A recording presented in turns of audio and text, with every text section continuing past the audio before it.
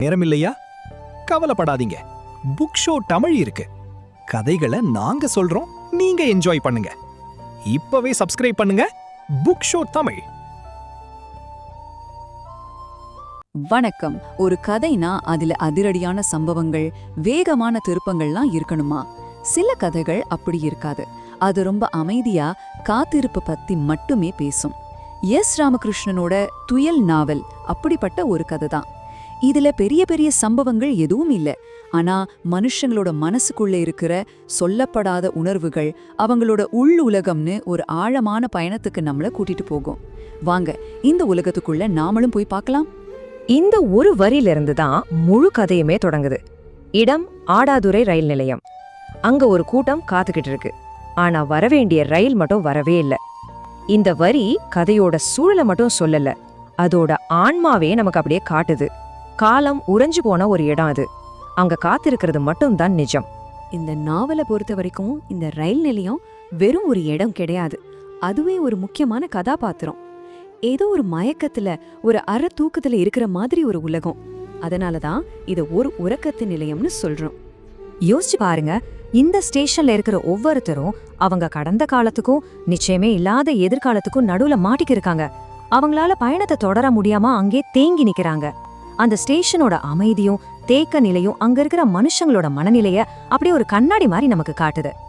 இப்போ இந்த உறக்க நிலையத்தோட மையத்துக்கு வருவோம். இங்கதான் நாம கதையோட முக்கிய கதாபாத்திரங்களான அழகரையும் கலாவதியும் சந்திக்கிறோம். கல்யாணம் ஆன புதுசுல தன்னோட வாழ்க்கை பயணத்தை ஆரம்பிக்க வந்த ஒரு ஜோடி. ஆனா பாருங்க, அவங்க பயணம் ஆரம்பிக்கிறதுக்கு முன்னாடியே இந்த ஸ்டேஷன்ல நின்னு போகுது. அழகரும் கலாவதியும் கல்யாணத்தால இணைஞ்சிருந்தாவும் மனசளவுல அவங்களுக்கு நடுவுல ஒரு பெரிய இடைவெளி இருக்கு. அது புரியாமையாலையும் வெளியே சொல்ல முடியாத துக்கத்தாலையும் உருவானது. அழகரோட அன்பு கலாவதிய ஒரு பொருளை மாதிரி சொந்தம் கொண்டாட நினைக்குது. ஆனா கலாவதியோ கல்யாணமான முதல் நாளே தன்னோட வாழ்க்கையே தான் கையில இல்லையோன்னு ஒரு ஆழமான அந்நிய உணர்வுக்குள்ள போயிடுறா. இங்க பாருங்களேன், இது அவங்க ரெண்டு பேரோட மன உலகத்தையும் அப்படியே நமக்கு படம் பிடிச்சு காட்டுது. அழகர் கலாவதிய தனக்கு கிடைக்காத ஒரு புதிரா பாக்குறான். ஆனா கலாவதி தன்னை எப்படி பாக்குறா? நான் எல்லார் கையிலயும் சுலபமா ஆடுற ஒரு பொம்மைன்னு நினைக்கிறா. ஒருத்தருக்கு புதிர், இன்னொருத்தருக்கு பொம்மை. இந்த ரெண்டு வார்த்தையே அவங்களுக்குள்ள இருக்கிற அந்த பெரிய மனப்பிழவை நமக்கு புரிய வச்சிடுது இல்லையா? கலாவதியோட நிலைய இதைவிட அழகா சொல்லவே முடியாது. ராத்திரி பூத்த ஒரு பூ காலையில வாடி போனா எப்படி இருக்கும், அப்படி இருக்கு அவளோட முகம். அவளோட கனவுகள், நம்பிக்கைகள் எல்லாமே ஒரே ராத்திரியில உதிர்ந்து போனதோட வலிய இந்த ஒரே வரி நம்ம மனசுல ஆழமா பதிய வைக்குது. இது வெறும் வர்ணனை இல்ல, ஒரு பெண்ணோட சொல்லப்படாத சோகத்தோட சாட்சி. சரி, அந்த தம்பதிக்கிட்ட இருந்து கொஞ்சம் நகர்ந்து இப்போ அந்த ஸ்டேஷன்ல இருக்கிற மத்தவங்கள பாப்போம். இந்த ரயில் நிலையத்துல சும்மா காத்திருக்கிறது மட்டும் இல்லாம கதைகளை சொல்லி பிழைப்பு நடத்துற ஒரு விசித்திரமான உலகமும் இருக்கு. இந்த கதை சொல்லிகளோட உலகத்துல ரொம்ப முக்கியமானவர் சித்தப்பன். இவரை ஒரு நடமாடுற லைப்ரரினே சொல்லலாம். ஏன்னா நிஜமான கற்பனையான எத்தனையோ கதைகளை தனக்குள்ள சுமந்துகிட்டு திரிகிறாரு. ஸ்டேஷனுக்கு வர ஒவ்வொருத்தர்கிட்டையும் அவர் ஒரு கதையை பகிர்ந்துக்கிறாரு. இங்க ஒரு முக்கியமான விஷயம் இருக்கு. சித்தப்பனுக்கு கதை சொல்றதுங்கிறது ஒரு பொழுதுபோக்கு கிடையாது. அது அவருக்கு சாப்பிடுற மாதிரி, மூச்சு விடுற மாதிரி ஒரு அத்தியாவசியமான விஷயம். அவரே சொல்ற மாதிரி ஒரு கதையை சொல்லலைன்னா அவருக்கு பைத்தியமே பிடிச்சிடும். அவர் சொல்றது உண்மையா பொய்யாங்கிறது கூட அவருக்கு முக்கியம் இல்ல. கதை சொல்ற அந்த ஒரு செயல்தான் அவரை உயிரோட வச்சிருக்கு. இப்போதான் நாம இந்த நாவலோட மைய புள்ளிக்கு வரோம். துயில்னா உண்மையில என்ன?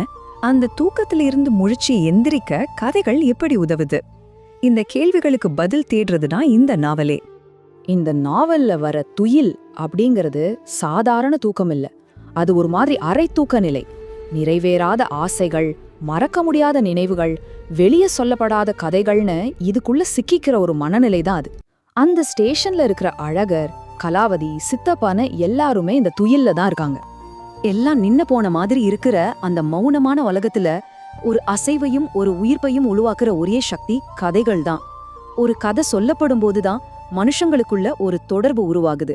அந்த ஒரு நிமிஷத்துல அவங்க தன்னோட துயில் நிலையிலிருந்து கொஞ்ச நேரத்துக்கு வெளியே வராங்க. கதைகள் மட்டும்தான் அவங்கள உயிரோட இருக்கிற மாதிரி உணர வைக்குது. சரி, இவ்ளோ அமைதியா மெதுவா போற இந்த கதை இன்னைக்கு நமக்கு ஏன் முக்கியமா தெரியுது? இது நம்ம கிட்ட என்ன சொல்ல முயற்சி பண்ணுது? பாருங்க, இந்த நாவல் நம்மள மாதிரி சாதாரண மனுஷங்களோட மௌனமான துக்கங்களை வெளிச்சம் போட்டு காட்டுது. ஒருத்தரோட ஒருத்தர் பேசிக்கிறது தொடர்புல இருக்கிறது மனுஷனுக்கு எவ்ளோ முக்கியம்னு உணர்த்துது. நம்ம வாழ்க்கையோட அர்த்தத்தை புரிஞ்சுக்க கதைகள் எப்படி உதவுதுன்னு ஆழமா விளக்குது.